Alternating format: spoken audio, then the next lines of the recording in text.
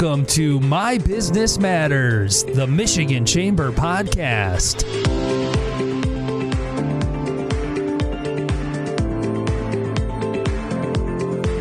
Hi, I'm Wendy Block, the Michigan Chamber Senior Vice President of Business Advocacy. Welcome to today's podcast.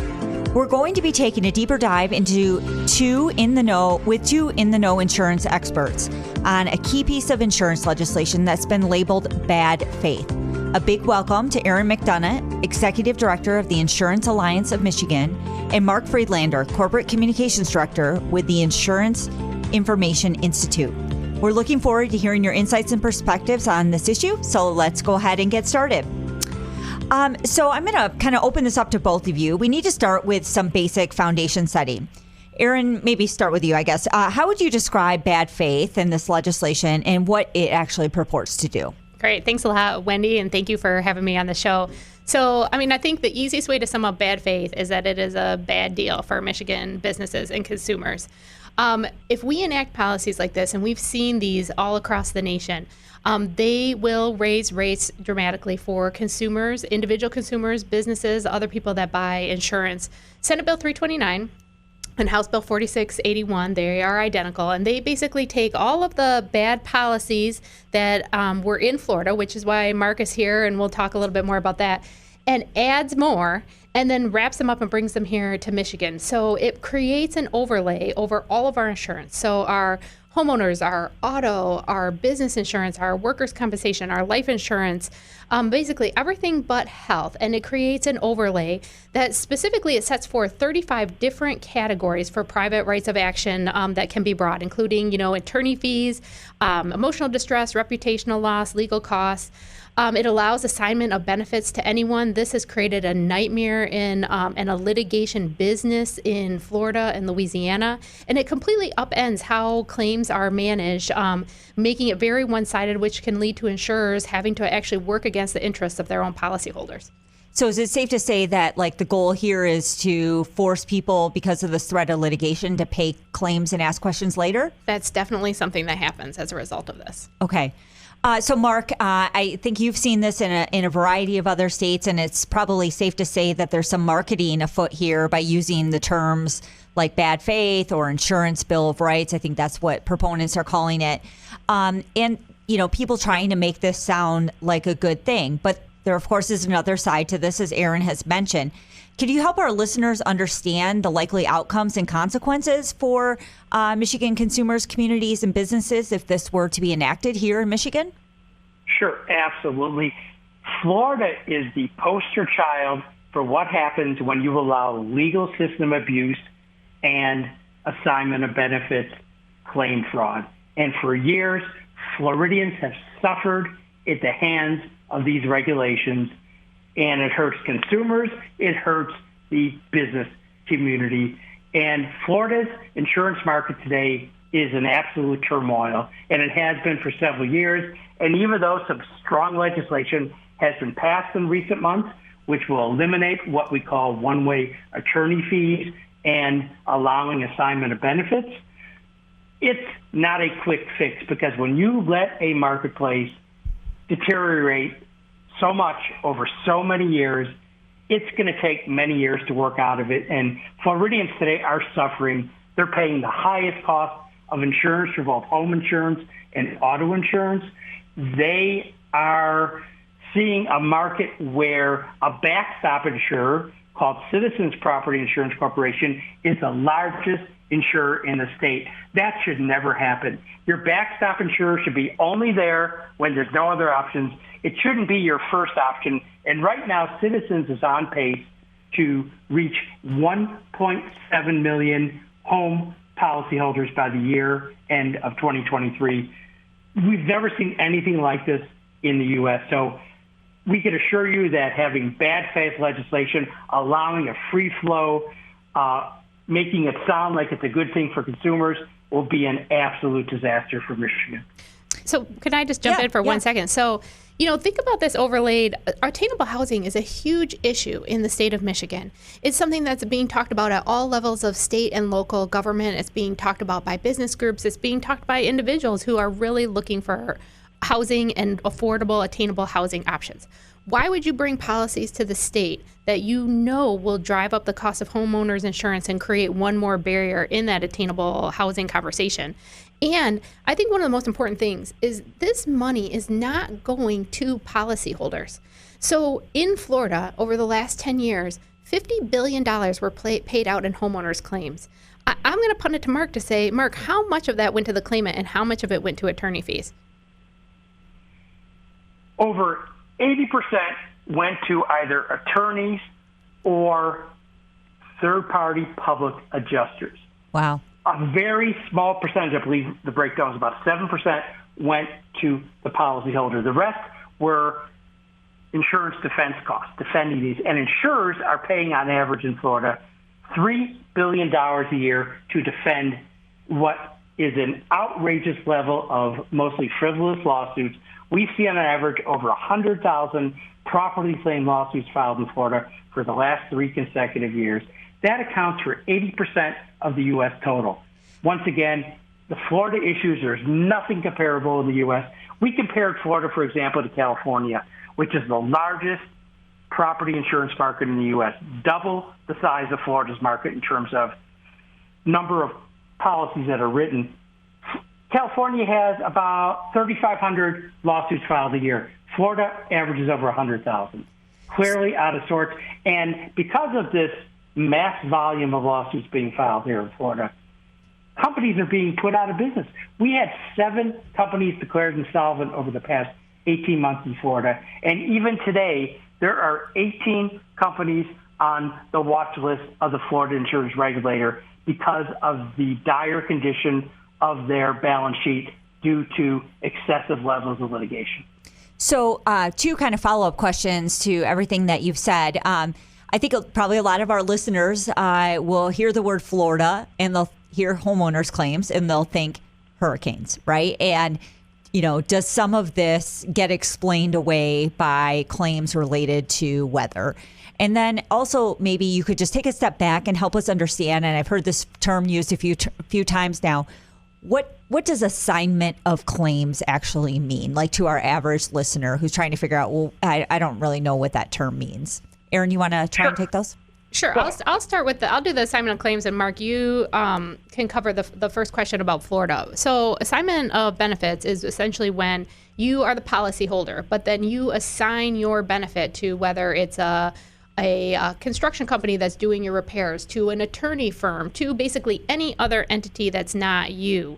And what that does often, and like you're seeing in Louisiana and Florida, it creates a business where you might not even know that you're in this litigation because you've assigned your benefit to somebody else, and then they have the right to go on and try and get that benefit. And that can lead to an incentive for litigation.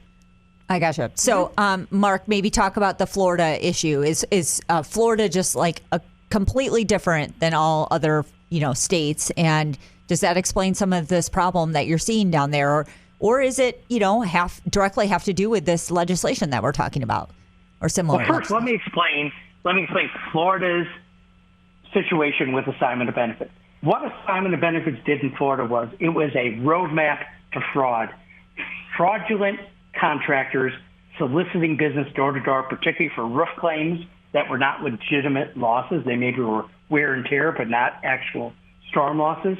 And then in turn, these fraudulent claims lead to litigation. So it's a kind of a 2-part process. So assignment of benefits, there's nothing good about it. There's no benefit for consumers. In terms of the general issue of claims in Florida, you asked about, is it because of storms? Well, sure. Florida has a high propensity to climate risk. We all know that. Florida is the most prone state in the country to hurricane activity for direct landfalls of hurricanes. But when you look at the data, once again, 80% of all property claim lawsuits being filed in Florida versus 9% of the claims. So Florida's claims are not out of sorts. With the level of policies we have here in Florida, the 3rd largest insurance market in the country, 9% of U.S. claims, it's fairly normal. That is expected. Mm-hmm. So there's no great increase in property claims in Florida because we are high risk for hurricanes. Yet we have this propensity to file suits about every possible situation. So once again, 80% U.S. lawsuits, 9% U.S. claims, clearly out of sorts. Gotcha. So maybe we could talk just a little bit about Michigan's current protections, right? So, if insurance companies are not being timely in their payment of claims, do remedies currently exist under Michigan law for that? And, how would this flip that on its head? Sure. So thanks for that question. I mean, that's something that we've heard is like, well, there is no recourse for anybody now in the state of Michigan that has claims. And I mean, that's just not true. One, we know from the data that the majority of Michigan's claims are paid quickly and fairly. And this is a solution in search of a problem that is going to ultimately wind up costing Michigan residents and businesses more. So we've just completed an in-depth analysis comparing Michigan to two of our closest competitors, Indiana and Ohio. And all three systems are very similar. We all have adopted the Unfair Claim Settlement Practices Act, which is part of the national model that's come here into the state. In all three states, claimants can sue for claims delay and denial based on the contract. Our state regulator governs every aspect of our business, from our rate making to our marketing to our claims processing and handling. They have the ability to levy fines. They have the ability to ultimately revoke an insurer's license, which is the ultimate penalty. And so there are many forms of recourse available here in the state of Michigan that have us on par with other states that are our direct competitors. Okay. And talk a little bit about what other states have a model similar to what is being considered in the Michigan legislature. We talked about Florida, and I think they've been subsequently working to try to repeal their law, but that's easier said than done in terms of all of this litigation because it's already been filed and you can't really stop all of that. But what other states have looked at this and kind of moved in this direction, and what subsequently has happened? Sure. So if Michigan adopted this bill, we would be the outlier in the nation. Okay. So there is no other state that has this. The closest, as we've talked about, was Florida. And Florida, they repealed many aspects of this, but then 2 weeks before the repeal could go into effect, 250,000 lawsuits were filed. Wow. So it's going to take a long time to grind through that. The state of California had similar laws on the books for 10 years, and then they started to see between 30 and 50% increases in their insurance, and they repealed those laws. So the state of New Jersey has passed a much more narrow version of this targeted towards uninsured motorists, and they're projecting a $2 billion increase in the state. The state of Washington passed, again, a much more pared back, narrow version of this, and they're looking at 20% insurance increases. Wow. Yeah. And really, as you pointed out, it doesn't really benefit the consumer. It really just benefits the attorneys who are filing these lawsuits. So the majority of those dollars will go in their pockets. Correct. Wow. So let's talk just about the current status of this legislation. So it's been introduced. The legislature has been out for summer recess. But what are we expecting come fall? Is this a serious proposal? And how can people learn more? So these bills were introduced in the spring. We are not sure what form or how they're going to move or not move in the fall. Again, we're very concerned because of the cost to the consumer and the cost to businesses in the state of Michigan. So, we think bringing these policies here is a lose for our state, and it's a lose for individual consumers who are really concerned about inflation. Soon you'll be able to get all kinds of facts and data on this at a don'ttouchmyrates.com website that'll be going up. And again, if you keep monitoring that, eventually fairly soon that will be up and operational. And it's MI rates, right? Don't touch MIrates.com. Yes. Thank you. Okay, great. Mark, what are some other things that maybe our listeners should know about this, or what's one key takeaway that you'd like to leave people with? Well, we are seeing these type of issues creeping in other states. In fact, we saw a significant uptick in fraud schemes and litigation in Louisiana following the two record-level hurricane seasons of 2020 and 2021. Fortunately, in Louisiana, they have a very strong insurance commissioner who stepped in and pretty much put a stop to this immediately in terms of actions he took to sanction unscrupulous contractors and sanction unscrupulous attorneys. So that's a good thing. We're also seeing a neighbor to Florida, just north, Georgia, where the governor recently came out speaking to a business group and said he wants to enact legislation as strong as Florida's to stop legal system abuse. So it's great to see that the government of Georgia is taking actions before they begin to see the abuse levels that we saw here in Florida. Yeah. Erin, I know there was a positive editorial kind of in opposition to this legislation that just ran in Crain's. I think the headline, if people want to look for it, is Insurance, quote, Bill of Rights, unquote, would raise costs for all. That might be something that people want to check out and kind of see where Crain's landed on this issue. But what's one key takeaway that you'd like our listeners to hear? So in addition to the Crain's editorial, which is a great piece, it really summarizes the issue well for people.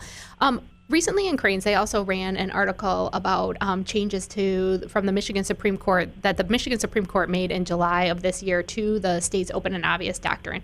I mean, as you know, speaking to the business community, any of you that own brick and mortar establishments, you're really going to want to check out that article, because the changes that are coming down from the Supreme Court are going to already dramatically increase litigation around slip and fall and those types of open and obvious danger doctrine claims of people kind of coming into your place of business. Right. So take that and then think about this type of litigation overlay over those types of already increased litigation and what that has the potential to do for your business. Yeah, it's kind of scary stuff when you start really thinking about these things and as they stack up, right? Well, with that, we're already out of time for this edition. A very special thanks to both Erin and Mark. Thank you all for listening. And please make sure you tune in to our next episode and subscribe or like our podcast for EDC notifications. Until next time.